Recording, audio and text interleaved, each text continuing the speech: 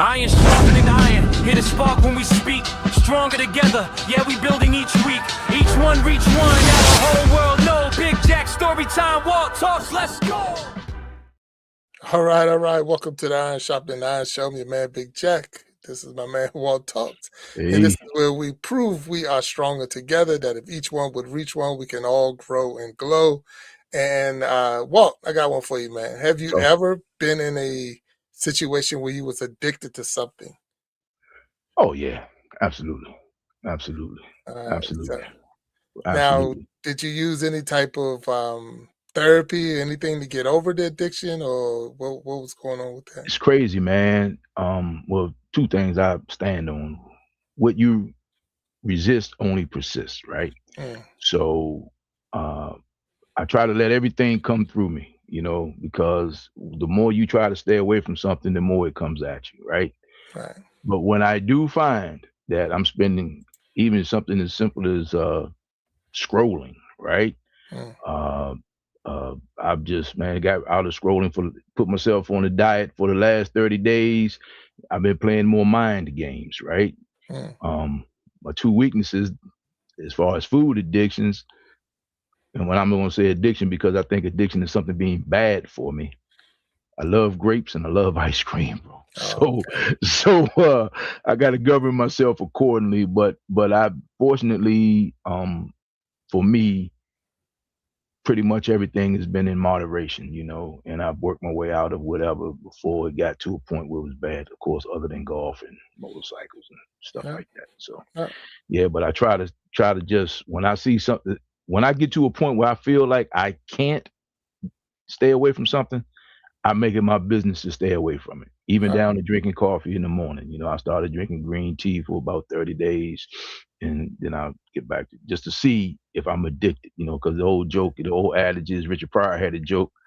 I've been doing this for 30 years. I ain't hooked. You know what I I got mean? you. Yeah. So yeah, yeah. So Ah, I got you. that's what it So look, is, on man. today's show, and if you're Mhm. walking in and you're popping in here now, you're in the right place. If you're dealing with something or have dealt with something and trying to figure out how to get around it, our guest today is going to help us with that. So Oh wow. we're gonna Okay. talk to our guest. We get him up on the stage, All right. and I'm looking forward to learning some things today. So if you're ready, my brother, we're gonna get a man Hey up man, here. I didn't know I was being used for the segue, man. That was pretty good. I see what you did. Okay, I see what you did because I don't think Try. people realize that I don't know who's No, coming. no, I don't know nope. what's You don't happening. know. You Okay, don't know gotcha. none I of it. don't. So yeah, yeah. Use me as a No, segue. All right, hey man, 100%. I'm not the sharpest knife in the drawer, but a butter knife is always appreciated. Well, So that's good. Well, let's get our yeah, man up on the my stage man, so let's we happen. can Let's get happen. learn some things today. All right. Okay, cool. All right. Thank you. So thank you all and welcome to the Iron Sharpening Iron Show. Let's get our guests up on the Welcome. stage.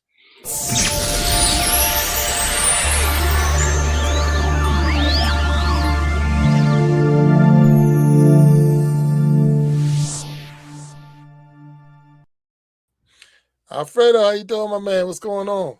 Very good, guys. Just coming in here and very glad to be invited in your podcast. Oh, Thanks well, for coming. welcome. This is the Iron Sharpening Iron Show. We thank you for being a guest. Want to let you know right now we are live on YouTube. We're live on Facebook. On We're YouTube live and on Facebook. Twitch, and we will be after the show making some shorts out of it and put into Instagram and all the other little social media platforms. But we definitely want to thank you for being here with us today.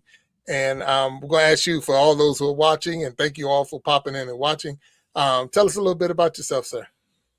Well, my name is Alfredo Zapata. I'm originally from Mexico. I'm born and raised in Mexico City in the 60s. So it was kind of like a very different Mexico, like in other countries as well. I'm the only child from a single mom. And I was always fascinated with different things and discovering growing up. Without a father, I was always questioning things, why the light shines, why the flowers bloom in different seasons, and always very intrigued about things and asking. My grandpa was one of the uh, great figures that taught me a lot of things like carpentry, like sewing, like nailing and different things. So I was very excited. But what I discovered early on, around 5 years old, I grew up in a business district, so there was not too many like a neighborhoods with kids and stuff. But I was watching football, soccer. Mm, Like I was very much in Mexico, the main thing. And I start asking my mom, can I go and walk around the block? So she said, well, careful. And because weekends, it was like very quiet. There was no many people around. So I started walking and feeling like trying to have something like a special power or something, like superhero. And I felt like, well, I don't have a dad. And, coming in these countries back then, it was kind of difficult. Single mom and only child. Normally, Mexican families and other countries as well, they have four, five, six more kids. So I was always, even though I had a lot of love, I feel like I need something. I need something to kind of grasp and feel like it was my own, besides my toys. mm, Mm-hmm. So walking started kind of give me some sense of I can control my body. It wasn't too much of like, going to football, soccer, or going to camp or things like that. And then I start kind of jogging a little bit because football, soccer, it was kind of like something interesting me.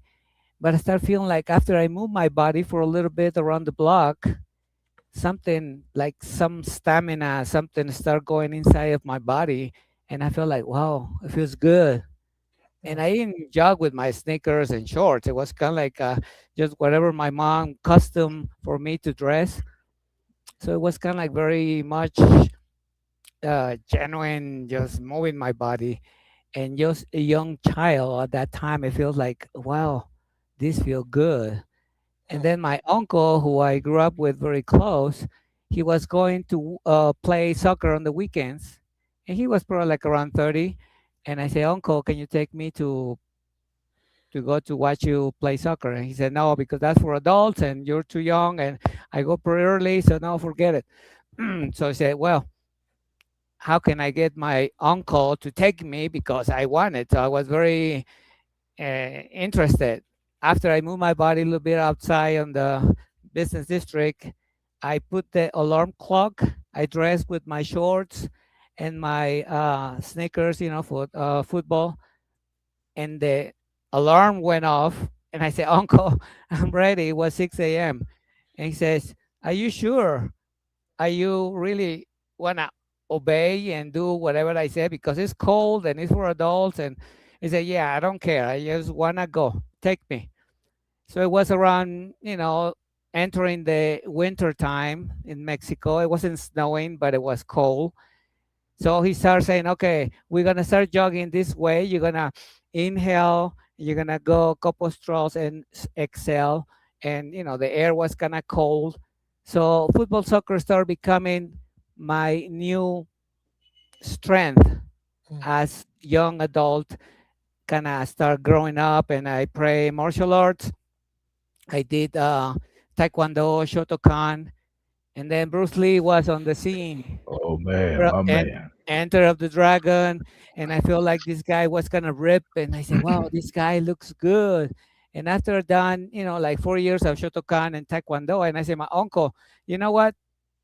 I didn't want to say I quit martial arts, but I want to do some exercise with at the gym. I want to do some bodybuilding because Bruce Lee looked ripped, and I want to be like that." So he said, "Are you sure?" Even though my uncle was my sparring in the last parts of Taekwondo, and I said, "Yeah, I'm sure." So I started doing the bodybuilding training and exercising, and I saw some of the Mr. Mexico pumping iron and stuff, and I said, "Wow, that feels good." So exercise became part of my new identity that was my own. I didn't, tell everybody that I was, the fitness guy or anything. It was just kind of growing up, giving me that kind of safe place where I will cope with the insecurities of being the only child, with insecurities of being around kids and saying, "Where's your dad?" and things like that. The bullying that has been in many decades in different places affecting young kids, right? So Hmm. that was my upbringing, and there's more of the story. Now I call my life a Netflix series Uh-oh. because there's a bunch of seasons with a lot of chapters. Right. All Okay. right. A Well, bunch of we seasons with a lot of we chapters. That's thank good. you, and I think we all got that Netflix series in us. I like the way you broke that down. I Mm-hmm. want to thank you because you are the first guest we've had. So I want to make sure I get this right. Are you still in Mexico right now? Is that Yeah, because that was the other season.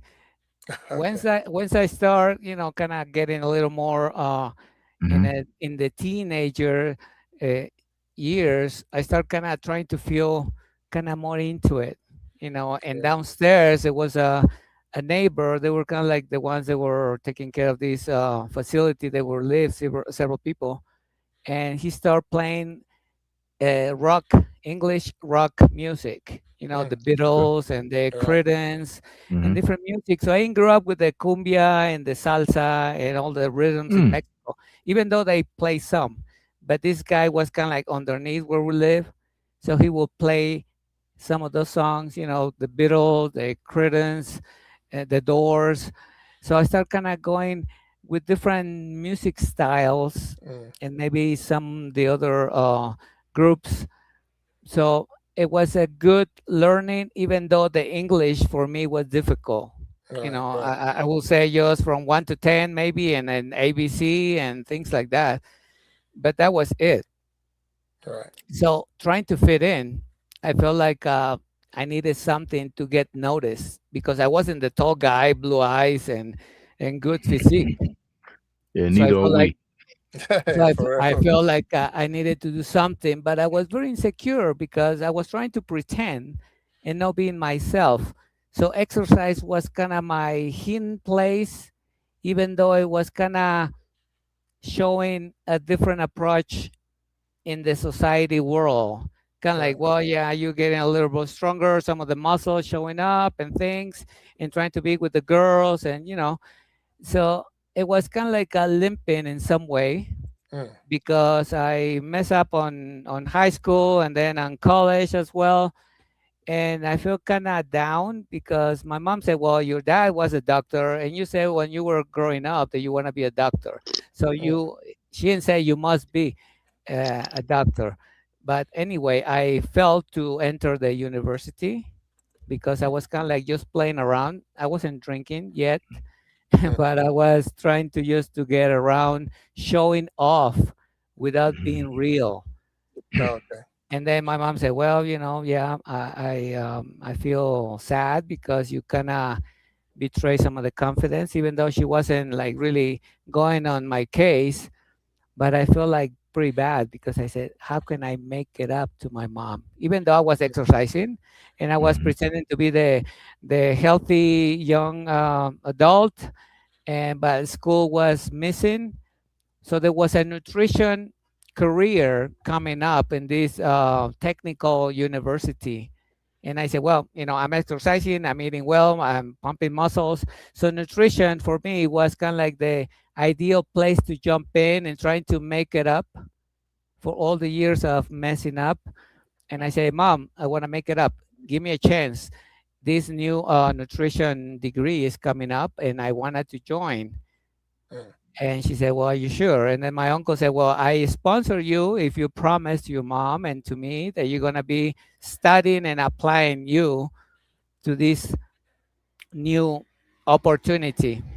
So end up being immersed into that nutrition and going to the hospital and, anatomy, physiology, and all the different things. And it will kind of like a breeze for me because I was already reading some of those magazines. It was right. coming up, I think, Muscle and Fitness and Flex Magazine and things like that. And I was trying to interpret whatever they said because it wasn't translated in I was about Spanish. to ask you that. It was an Right. English one, and I started getting into it. But soon to that place, a good friend of mine started kind of getting along with me, and he was very the party person. He was organizing meals and brunches for the teachers and the professors, but there was alcohol included in those gatherings. So I started participating, trying to fit in as a social drinking, and that's when it became my Jack and Mr. High identity Okay. Mm. because during school time, I was, very add to it and studying and stuff. But later on, this guy was say, Alfredo, why don't you help me out? We're gonna prepare some brunch for these professors who are helping us with the subjects, because sometimes we'll kind of mess up in the subjects, and the doctors and the professors will help us because we'll shower them with the nice meals. We cook, Mm, we prepare, we had some drinks, and the professor sooner or later they will say, "Okay, we're gonna give you a break with the grades." So anyway, it was kind of another way for me to start falling into that place, that okay. dark place of insecurity. Yeah. Mm. And So Alfred, let me. I'm gonna have to cut you for a second. I just want to ask some questions on this. So I want to just get this straight. You are in Mexico, so you are the first guest we had that's in Mexico. So I want to thank you for being Yes. that person. We've had Mexicali, but we never had, I think, Yes. anyone that was Mexico.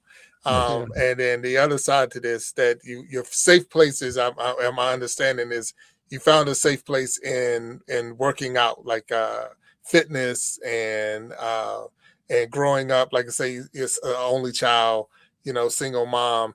But I'm hearing a lot because I know Walt he could touch on that because, but you said your uncle, so you mentioned your uncle several times. So even Yeah. though he wasn't a biological father, as a lot of look for the mother father, but having a male figure in your life that can, give you some direction. So, like I say, will you be listening to me when we go to the soccer field and this and that? Mm. That's right there is a lot more than a lot of people get. So that is already an advantage in yourself that there's somebody that's already looking out for you. Even to the point when you said that when you was going to the university, that this person said, "I will sponsor you, I will help Yeah. you, I will help you get there." That's huge in itself. So those things that sometimes we don't. And I can say that, my dad was there and not there at the same time. So with that being said, it was like, having uncles that stepped in and took that role sometimes was huge for me because it kept me a little, at least a little bit balanced and structured down. Because I gave my mom fits, I know that, and if she's in the chat, I apologize, mom, for giving you fits, but Yeah. I know I Yeah. did. But I just want to make sure I got that straight. So you say you talk about mind and body to become healthier. So, what does it mean beyond just fitness and positive thinking? So, putting that mind and body together, what does it mean besides just being fit and positive? well, what I realized after a few decades after that child started jogging on the streets, it was the mind and body connection. A lot of us in this 21st century have been missing, because if we look back of the cavemen, those guys were connecting the mind and the body to survive, because they were in the cave and they were come out Right. trying to be wise, not to get eaten by Kill. the Yeah. dinosaur or by the big animals, and they will try to hunt it so they can bring some food. So they were active, but they were with some way of wisdom to learn how to survive and go on in life. And right Mm. now, even though with technology and all the different urban facilities that we have, people are living from the neck down, and from the neck Mm. up is when we think and we see and we hear things, but we're disconnected. So later on, after I became a nutritionist and I had the opportunity to make a cold turkey decision and cross the border illegally, because that's another story on my Netflix series. Mm-hmm. I got to LA and I went to the mecca of bodybuilding, Gold's Gym in Venice, which I Venice Beach. spent more than 18 years learning and becoming a personal trainer. And in order to concise the connecting mind and body, I start teaching people how to really do a inventory using the mind to be aware of some of the different situations and habits that have been triggered by emotions. Like when you have a Mm. neck problem, you want to get rid of it. You don't want to look for the origin. You're just trying to accommodate. You put Mm-hmm. a cream, you put acupuncture, you change your chair for hammer mill chair, you put back support, but you don't know where it came from. You just want to From quit right, right away that thing. And then the pharmaceutical industry in the world say, take a pill, take a right. shot, and let's see what happens. Or Let's see what or happens. the marketing says this will kill the pain right away. Right. And then you saying, oh, that's great, because I need to go like a rat race, just moving on. I don't want to stop. I just want to fix it quick and go on. So when you do that, you don't really exist because you're always running from something behind you. So when you're able to do that inventory, you say, okay, Alfredo, you've been hurting because your back is aching, because you're sedentary, because you don't exercise. So your mind start getting in some way connected with the body reactions. So if the body hurts, your mind hurts because you're not in a good mood. Even though you're the top successful Tony Robbins and any of the top people with a big bank account, you're hurting. So it doesn't matter who you are, is that you're hurting. And how you gonna fix it if you're not sober and saying, it's my chair. I'm not really having any non-negotiable healthy habits to preserve my body. And I teach in one of the conferences I did before, and I said, we need to take charge of our health like you will take if you had a Ferrari. If you have a Yes. Ferrari auto, how are you gonna take it? You're gonna take it to the right around the corner mechanic who Right. maybe doesn't have the equipment, or you're gonna give him just the regular gas, or you're gonna put the premium. Some of the top cars, they're not gonna work with the regular one. They don't even start it. Are you gonna do nice wash and waxing, or you're gonna take it to the professional? To your own means possible, your body, mind and body has to be taking care of that level, Mm, of a premium level, taking care of your health. So that way the connection of mind and body comes into that place. Some people say, Alfredo, but what about the spirit? And I say, well, if your mind is not clear, how can you comprehend that there is a spirit living inside of you if you're not healthy? Because you can be preaching and have all the verses of the Bible, which also I became a disciple in a Christian church in LA. But I'm saying, if you're not really preaching with example, it doesn't matter how educated you are. So the program is a change life habits in order to connect that mind and body. It doesn't happen overnight just because you join the gym and you get all the fancy clothes and then you go with the supplements. See, it goes with the habits. What do you do every day?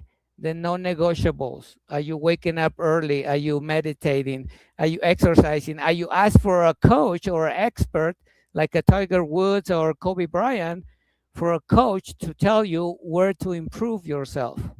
mm. Some people are afraid to face that.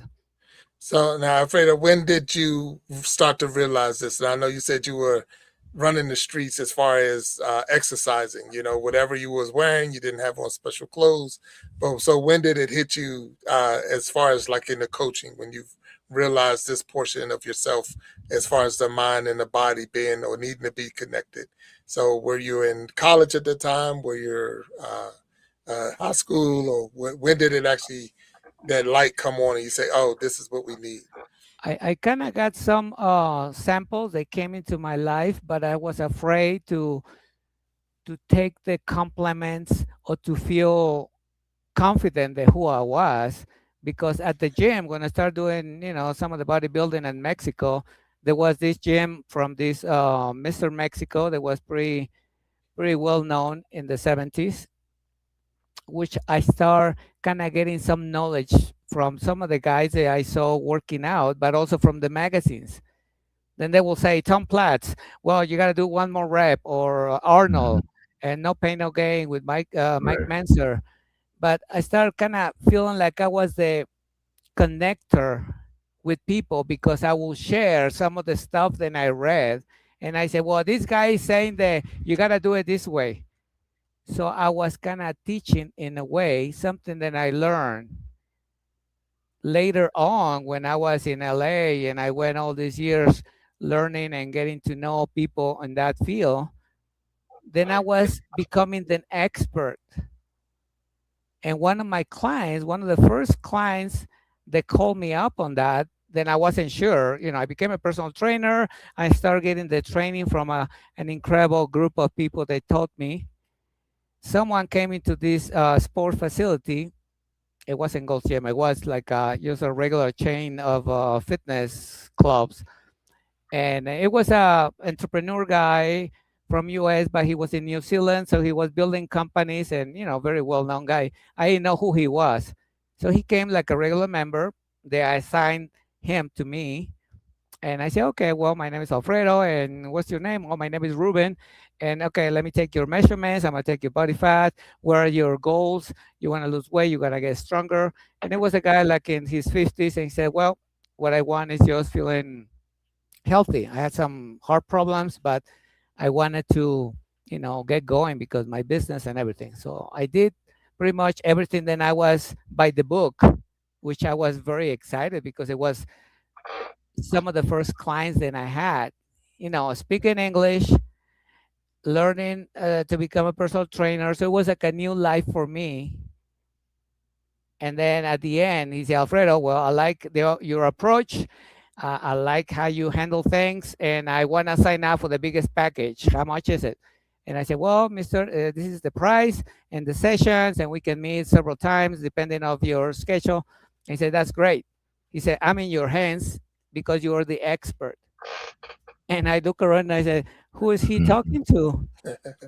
I was like 20 something years old, but I didn't know that that was an incredible teaching from above that says what you've been working on all these years without you Mm-hmm. noticing and without you accepting and admitting that you had that in you, like Les Brown says, you have something great in you.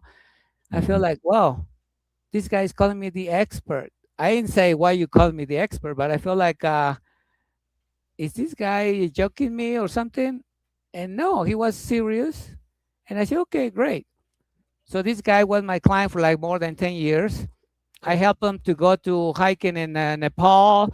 Then after I quit at that gym, I took him to Gold's Gym like a private client. So he said, okay, Alfredo, well, that's great. Now you're an independent contractor. So tell me how much you're going to charge me. And I said, well, the same thing like at the gym. And he said, no. So I raised the price twice. He says, no, it's not good. I raised it three times. And he said, well, that's better, but it's not what you're worth because you're the Mm. expert. And again, that word hit me again, but I was kind of like trying to digest that expert mentality, that knowledge, not to feel proud and being with the ego to the roof, but feeling like I was contributing to a better life of someone. And that's when the connection of mind and body and the expert became to take more place because I feel they had something to share with people. Right. Uh, No, that's a powerful story, and thank you for sharing that part because I lifted weights just a little bit in my life. I've been in the gym a couple of times, but I never got that I guess that connection with the mind and the body, and like you say, and I know from the verses and spiritual wise, your body is a temple and how you're supposed to treat it and all of that. So without a doubt on all of those things, but at the same time it does take a you say an expert, a subject matter expert on how to put those pieces together. So it sounds from everything I've heard so far, except I only say except you're saying being a single child and your father not being around. you didn't have anything, no adversity. So what adversity did you have to overcome? What was the biggest struggle did you have before you figured it out in a sense or became the expert? What was your biggest Yeah, struggle? well, rewinding a little bit back on the chapter when I was in Mexico, and I was kind of ready to graduate from nutrition school. I started participating in some of those gatherings with some of the teachers and some friends, and start drinking socially. So it became my Jack and Mr. Hyde identity. Mm, I felt like with the alcohol, I was kind of going up to the roof to feeling sufficient, to feeling that I meant something in life. But I was start limping because I didn't want people to notice that, even though it became apparent. So my mom sometimes will say, Alfredo, uh, slow down. Or sometimes I will lie to my mom and say, I'm at the ER because a friend of mine got sick, so I'm gonna stay over. And I was partying and drinking with somebody else, mm, Wow. And sometimes I will go to school and I will feel like I was very confused because I didn't know what to do to kind of get rid of that and to be more real with myself. I was afraid to face the reality.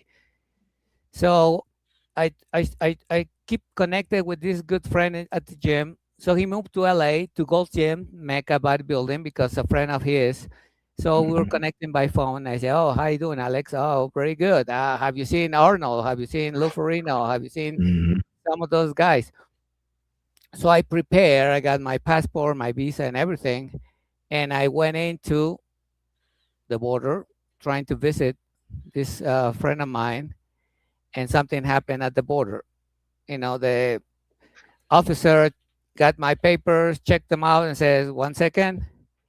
They came out and they canceled my passport, even mm, though I had visa, I had all the papers in straight, and I feel like, wow, I'm trying to do all these things, and Right. these people, you know, put me down all my expectations, all my dreams and everything. So I flew back very angry and I said, forget it. I'm not asked for permission. I'm gonna cross the border illegally. I called my friend, says, I cannot make it over there, Alex. How can I cross? So I tried to make the savings that I could. I told my mom I'm gonna go see Alex. And she said, are you sure? And I said, yes, I'm gonna go. So I said, I don't care. So that was one of my radical decisions, even though I was carrying the bag of the alcohol in my back, Mm. still went in, and I went for like about 6 hours trying to cross with a group of people. There, one of these guys was trying to take us to go because we were hiding in the bushes, and the police, border patrol, they were trying to chase us. Some of them they got caught, but I was lucky to go to the curve and go to the freeway where there was a van, and they took us to LA. And I went for a couple of years, before I start realizing that it wasn't life. I was in a different country, but I was the Hmm. same person trying to Ah, make it up, but limping with something that I was afraid to face. And after a little bit of time and live with some of the roommates, I end up living in a car mm, right across from Gold's Gym in the parking lot. wow. There was a couple of people who were coming from different countries trying to make it in the fitness industry and Hmm. Hollywood arena. And we were coming out at night out of our cars and drinking and kind of sharing. It was kind of like our crew away from the world. And I said, well, I'm the only Mexican. I'm a nutritionist. I'm in a different country, and I'm still have no future. mm, What was going to be if I don't do something? So this Saturday in 1992, I drove in this Nissan 280Z around the block trying to find some food, like around 3 in the morning. And I said, well, I don't know, but I'm hungry. So I end up parking in one of those AM PM mini markets with a gas station on it. And I enter, and there was no hot dogs, there was no hamburgers. And I said, well, how come? If it's 24 hours, you guys should have food. And the attendant says, well, if you don't leave, I'm gonna call the cops. And I said, wow, I'm illegal, even though I was kind of drunk. And I said, well, no, I gotta go. So I left the car and I walk about 6 blocks to the parking lot and end up waking up the next day, Sunday, in one of my friend's car. So I said, well, light come, where's my car? And the other guy was snoring, and I come out, and the guy who do the car wash said, Alfredo, what happened? And I said, well, I don't know. I don't have my car. I don't know where is it. He said, where were you last night? Well, I said, well, I drove around the block looking for food, and I don't know what happened. So I blanked in that, few moments. He said, hop on my car. Let's drive around and find out where were you, and maybe we can find your car. So we drove about, a few blocks, and there it was, the Nissan 280Z parked with all my belongings inside. And I said, wow, that's awesome. So I drove back, and that Sunday, that's when it hit me. And it says, my life is not what it could be, I guess, but I don't know where I should be. And if I keep doing the same thing, I don't know what my future gonna be. So I made it a cold turkey decision. Says no more alcohol, no more hiding, no more trying to pretend, and that's it. I didn't have a plan. Just the plan was that no more alcohol. I want to get things straight. I wasn't faced with some type of message from above. It was just, I guess, the strength that God gave me because I wasn't Christian at that time. I wasn't really religious, but I felt like it was a second chance for me. Because after that day on Monday, after a few challenging times, trying to get my mind off the bad behavior, I saw the world different. It wasn't the world, it was me changing the way I perceive things. There you And go. I guess God started opening doors because later on, someone at the gym invited me to church several times and I turned them down. And a few things happened after that. And I said, well, I think God is calling me, or I need to go off to find out. Maybe there's something because I don't drink. I want to be a good thing. I'm a personal trainer and, I'm sober now. So there might be something there. And there it was at this meeting. It was like a United Nations meeting. It was from different countries, from Singapore, from China, from Russia, from everywhere. And they were talking about what it means to become a disciple. The preacher was somebody with a gown or anything. It was just like a regular guy speaking about it and talking what the Bible says about becoming a disciple, the commitment with God and ourselves to really make that change. So that adversity of crossing illegally and quitting cold turkey was what made me realize there's another way to live. Now you got me, and I know Walter after you standing up, so we'll go get some things. But no, I'm intrigued on this thing because we hear a lot, and we know because of the news and things like that. And we hear about border crossings and things like that, but I've never talked to anyone who actually said they've done it. So here we are again on the Iron Sharpening Iron Show, very first for me.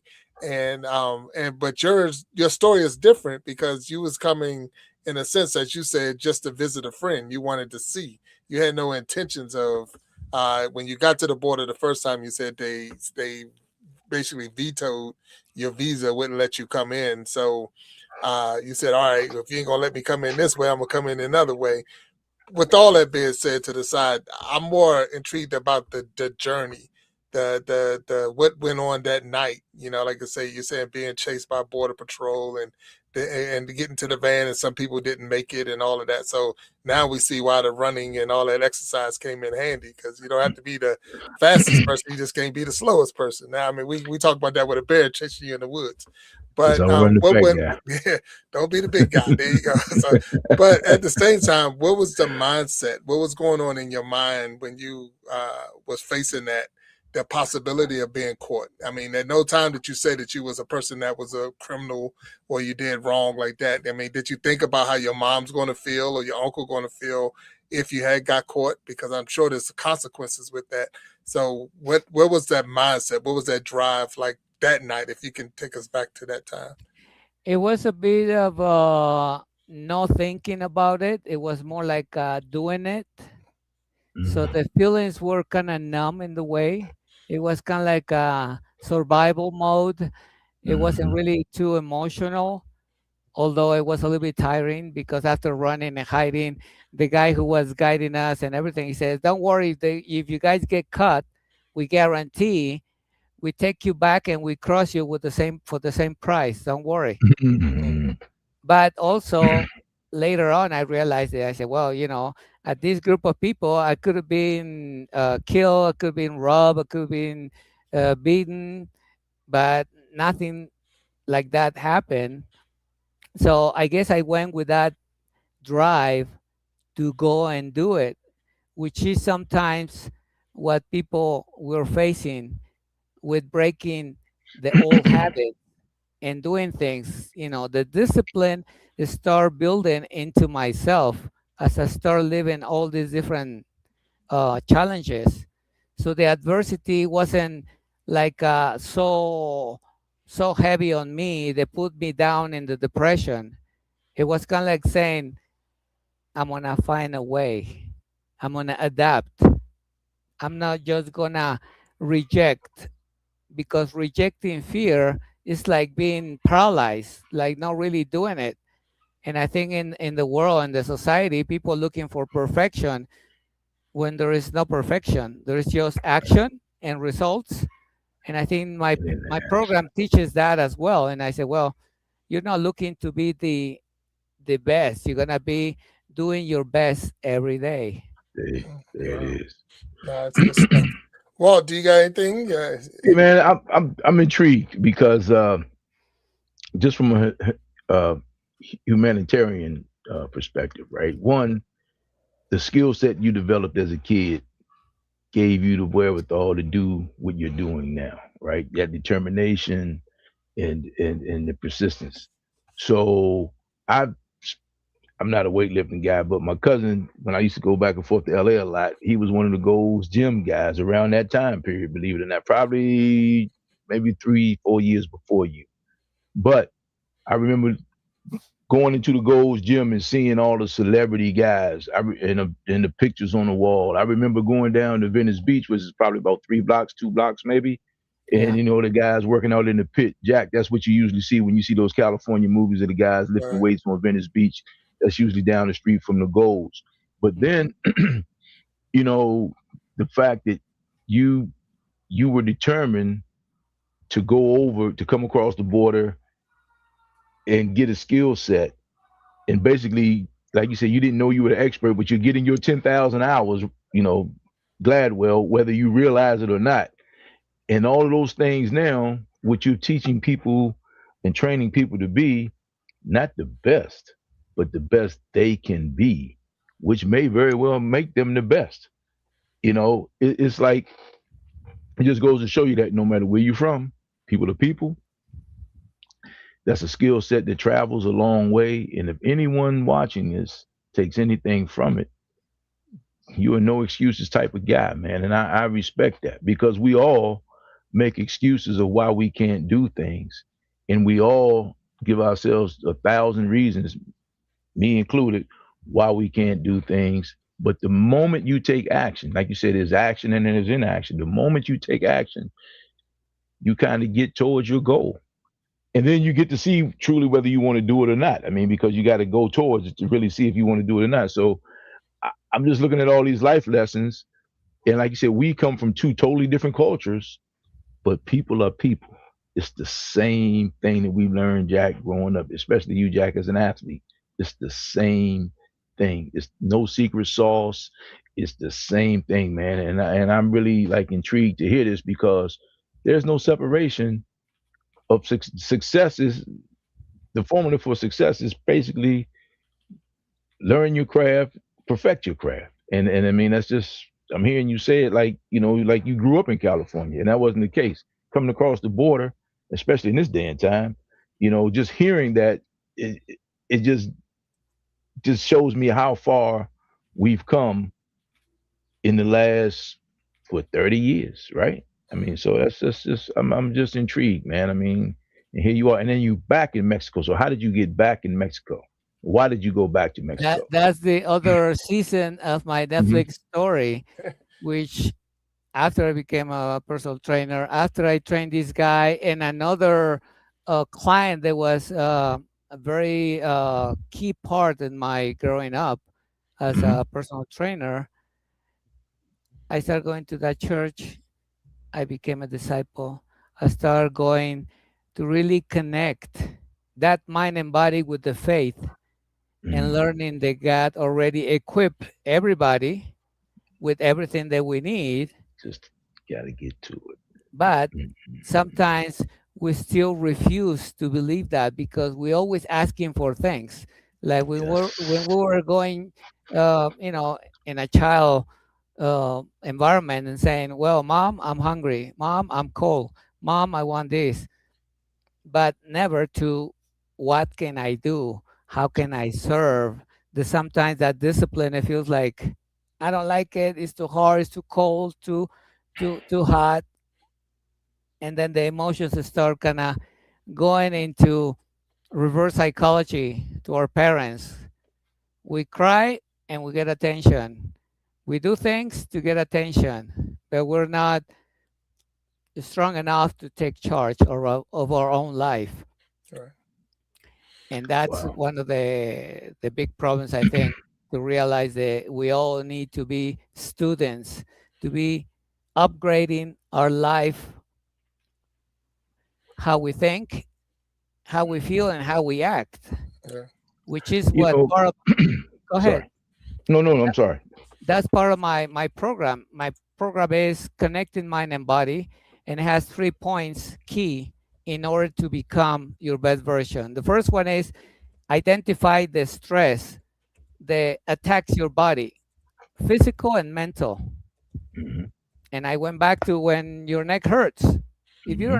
If you don't look for the origin of what the neck hurts, you're gonna be living with the painkillers.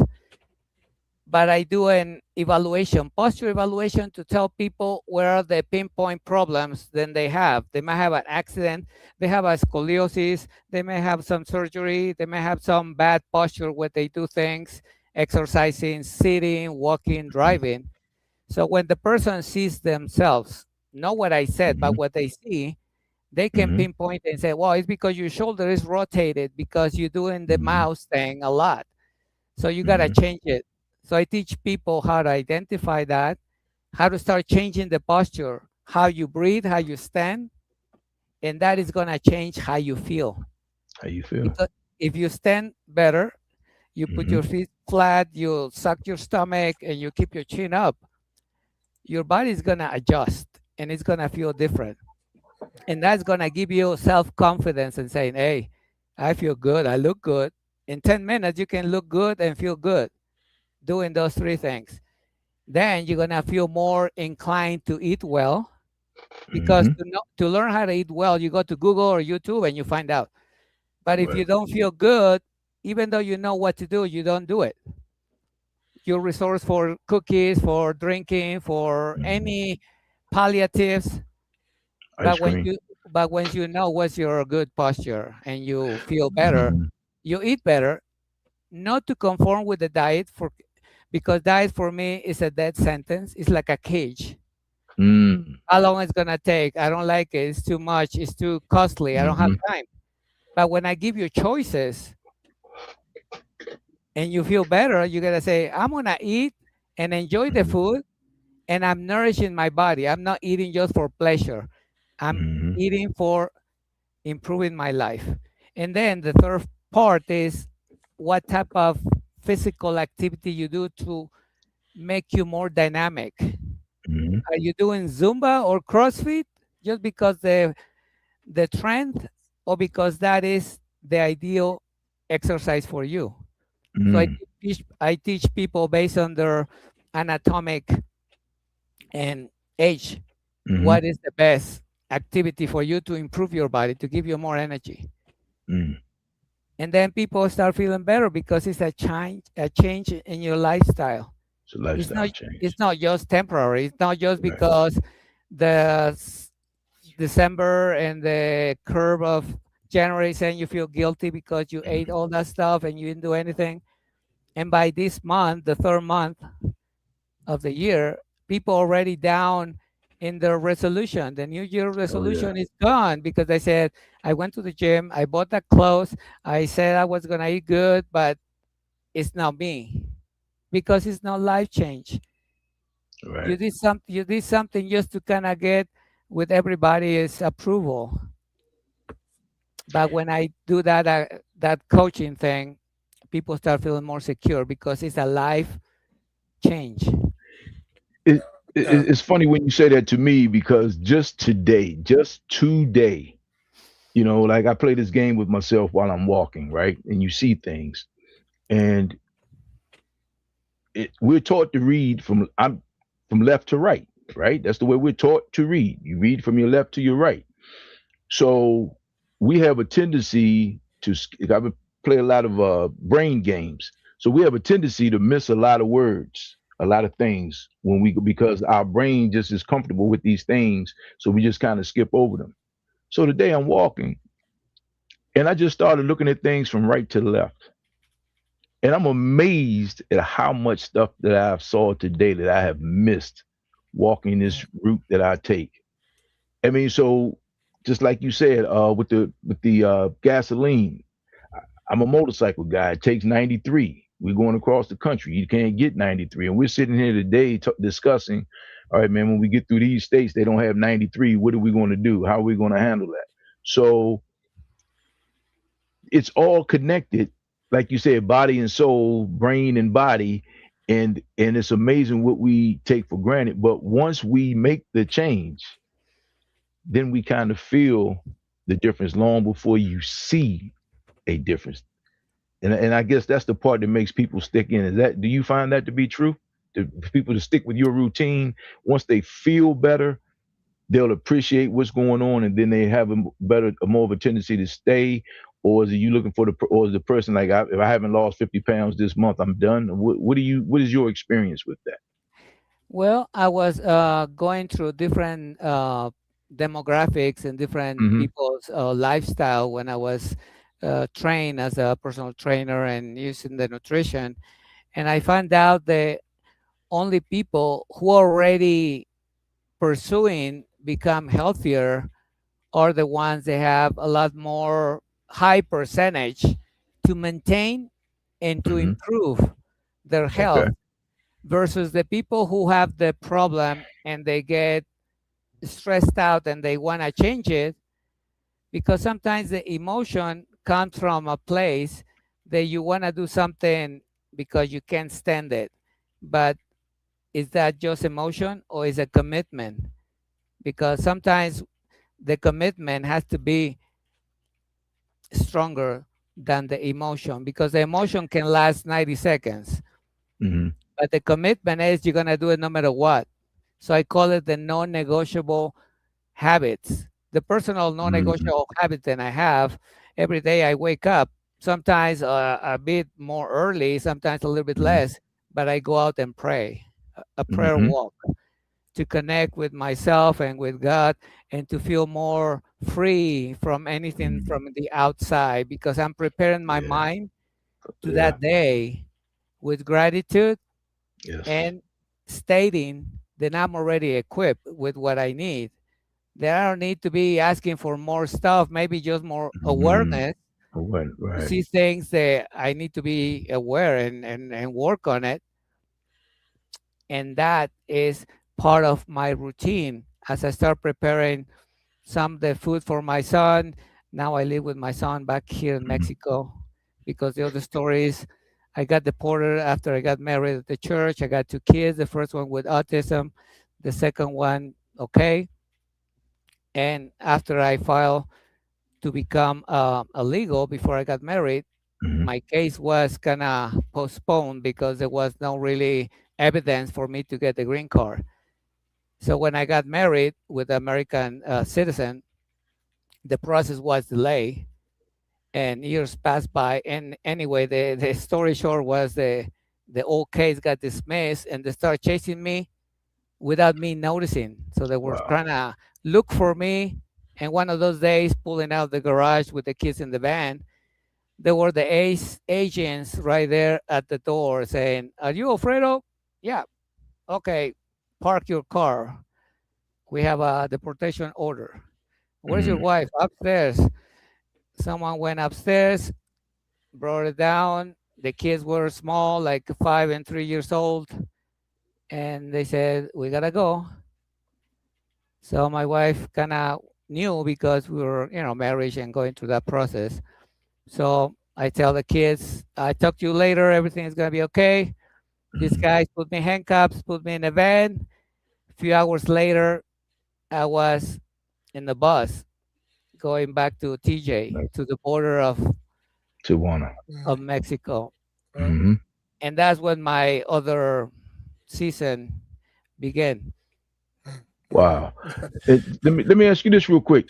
Um, Now everybody has a fitness watch. You got an Apple Watch. You got a Fitbit. You have all these things. I noticed that when I started tracking how much I really was eating, I, my fitness, my levels started to get better. I mean, like when I started really, some of these apps you can just record or take a picture of what you're eating. When I realized how much I was eating, and I didn't even realize I was eating, I didn't even realize how much I was eating, how many calories I was taking in. It just got, man, it's just like my whole situation just changed, and that's been a couple of years now, but it's just changed. I mean, which is pretty cool. Do you find, is that something that you recommend, or is that like an accountability piece for people who are maybe don't have a trainer like you? How do you feel about that? I mean, do you think people realize, the average person realizes how much they actually eat in the course of a day? Yeah, yeah, I agree with that. And even though technology has been very good in different parts Hmm. for our lives, Hmm. I realize that once you really make that uh, awareness and Hmm. how you do things or how you've been eating things make a difference. I normally tell people to start developing these habits in a slow process. I normally, Hmm. the program that I run is 90 days because 90 days takes also for the child It's when a it's habit. born to Yeah. triplicate the weight. Right. So in order to change a habit Hmm. and make your mind and your body change, it takes about 8 to 90 12 days. weeks to Yeah. do in a slow process. With some people, it's different. But when Hmm.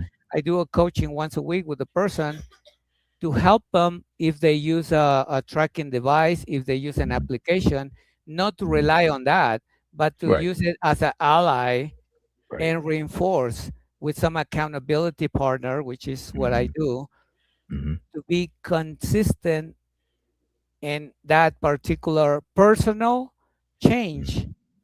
not my own, but them, because I'm just the guide to enable the person that says, "You're able to. I'm here for you, not to judge you, Hmm.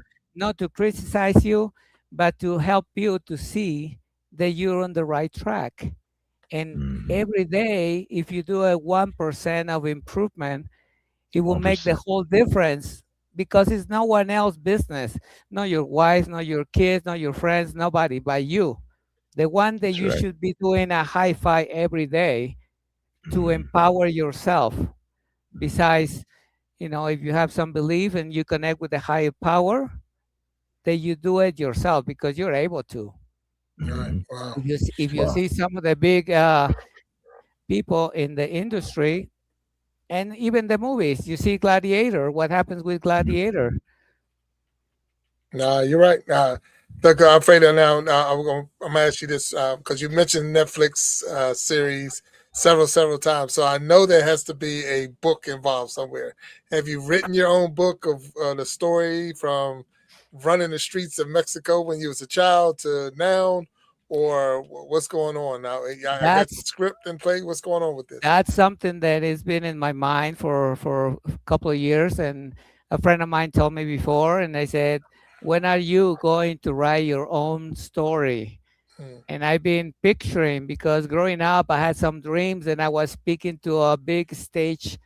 I didn't know what I was saying, but I was with so much passion that I was almost crying because I felt so excited about sharing something. And what I developed in this program, that's the passion that I have. And being invited to be a co-author in this book called Discover Your Greatness, it was written in Spanish in US from Mm. 12 Mexicans and one from South America. Don Miguel Ruiz, the guy from the Four Agreements, was our godfather. It Wow. was another step for me to become aware of what God was giving to me. And then become here in Mexico one of the 33 authors in this book called Repair of the Black Family Anthology, which Hmm. it was in English. And I was the only Mexican with 33 authors.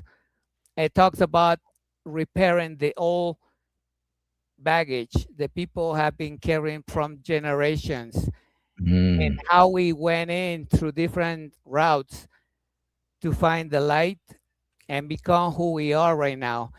To answer the question, to write my book, I would love to start getting connected in some way to do that, because I'm excited to share it with the world. Well, look, I can tell you this, and it's not hard to believe it. We've already crossed the hour mark, but you have an amazing story. I mean, I'm caught in the border crossings and being deported back. The Man. work, the people you've seen and faced, the mission that you're on, and even this is the Iron Sharpening Iron Show, and I know we always try to throw. I want to grow stronger. I want to be better. When I have a guest on the show, when this is over, what did I get from this? And the big thing that I'm gonna say that I got right now was the fact that I have been putting my life in a box. I've been putting limits to it. I want to lose this much weight. I want to do this much or whatever. Where you're unlimited. There should be no limit. It's funny you're saying this because it was a time I was a power lifter. So I'm in competition and stuff like that. But I never went into competition saying I only want to lift 600 pounds. When I put the weight on there, if I hit the 600, then I say put 605 or 610 on there Mhm. because there's no limit. But now I find myself limited myself to say I'm only going to do this. So that's where I appreciate you because now you made my mind spin a different way because it's like you didn't limit yourself when you were younger and you was Right. pushing that weight up. So don't limit yourself when it's time to take the weight off because we say, "Oh, I'm gonna get 5 pounds." You get to 5 pounds and you stop. It's like, okay, five was just a beginning, and now let's chop off the rest of it or whatever. So I want to thank you. I really want to thank you for being on the Iron Shopping Iron Show today. Your story is amazing. If I was watching on Netflix, I would sit there and binge watch. I would watch season Yeah. after season. So I really thank you for sure for being on here. I'm gonna ask you just to hang over just a little bit, talk to you behind the stage if that's okay. Yes. Walt, you got anything you need to say? No. Alfredo, it's been fun, man. It was a quick hour, but thank you. I mean, I just it makes me realize, man, just once again that people, humanity is all connected, man. I mean, it is just yeah. So I salute you for that. What you've been through. I'm waiting for the book. I'm looking forward to the book. That'll be interesting. Yeah. And I've already joined you. Give us your Instagram and your Facebook and all that good stuff if you don't mind. Yeah, the easy one that I got is the Mhm. Instagram handle is Alfredo Zapata Coach, Okay.